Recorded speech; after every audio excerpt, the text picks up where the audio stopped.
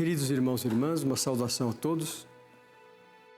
Neste tempo da Quaresma, o segundo domingo da Quaresma, nos traz à nossa meditação o Evangelho de São Marcos, capítulo 9, versículos de 2 a 10. Vamos ouvir com atenção este texto. 6 dias depois, Jesus levou consigo Pedro, Tiago e João e os fez subir a um lugar retirado, numa alta montanha, a sós. Então foi transfigurado diante deles, e suas vestes tornaram-se resplandecentes, tão brancas como nenhuma lavadeira na terra poderia branqueá-las. Apareceram-lhes Elias e Moisés, falando com Jesus. Pedro tomou a palavra e disse a Jesus: Rabi, é bom estarmos aqui. Façamos 3 tendas, uma para ti, uma para Moisés e uma para Elias. Na realidade, não sabia o que falar, pois eles estavam tomados de medo. Desceu então uma nuvem que os cobriu com sua sombra, e da nuvem saiu uma voz: Este é meu filho amado, escutai-o. E de repente, olhando ao redor, não viram mais ninguém a não ser Jesus com eles. Ao descerem da montanha, Jesus ordenou-lhes que não contassem a ninguém o que tinham visto, até quando o Filho do Homem ressuscitasse dentre os mortos. Eles guardaram para si o que foi dito, mas discutiam sobre o que significaria esse ressuscitar dos mortos.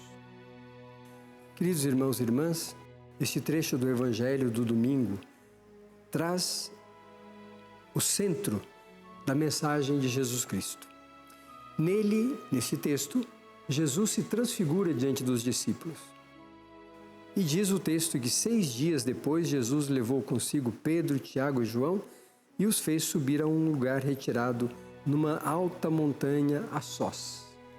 Esse retirar-se é não se deixar contaminar por aquilo que é o burburinho da cidade, do convívio, daquela correria que nós temos no dia a dia. É preciso de vez em quando nos retirarmos para contemplar a glória de Deus. E entre eles, esses 3, Pedro, Tiago e João, com Jesus contemplaram a glória, em Jesus a glória de Deus. Viram figuras importantíssimas do passado de fé do povo de Deus, Elias e Moisés, que conversavam com Jesus. As roupas de Jesus se tornaram límpidas, tão brancas, diz o texto, que nenhuma lavadeira na face da terra conseguiria branqueá-las. Essa veste branca é a ideia já da ressurreição. Por isso, no altar, quando nós celebramos a Santa Missa, a toalha do altar é branca, porque é sinal da ressurreição. No tempo pascal, no tempo depois do domingo de Páscoa, os sacerdotes celebram a Santa Missa, presidem a Santa Missa com paramentos brancos, sinal da ressurreição. De qualquer maneira, a alva ou a túnica que o sacerdote utiliza para a celebração da Santa Missa e dos sacramentos é branca. Por quê? Porque ela revela o ato de fé, de proximidade com a ressurreição de nosso Senhor Jesus Cristo. Os paramentos que vêm pelas cores é para destacar o tempo litúrgico, mas a veste do sacerdote, a alva que se utiliza por debaixo da casula e da estola, é branca. Não é uma veste da cor litúrgica, é uma veste branca. Os batizados, quando são batizados, recebem uma veste branca, para dizer que eles renasceram, estão vivendo de novo, estão retomando a vida a partir da ressurreição. É a ressurreição de Cristo o centro. E Jesus, aqui neste trecho do Evangelho, dá um conselho e pede, exige até dos 3 discípulos, Pedro, Tiago e João, que não contem nada a ninguém. Não contar nada a ninguém não é esconder a mensagem do Evangelho, mas é compreender que o anúncio deve partir do fato da ressurreição.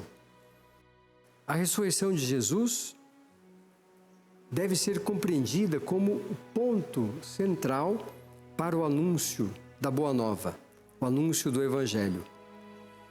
Os discípulos guardaram aquilo que Jesus disse, diz o texto.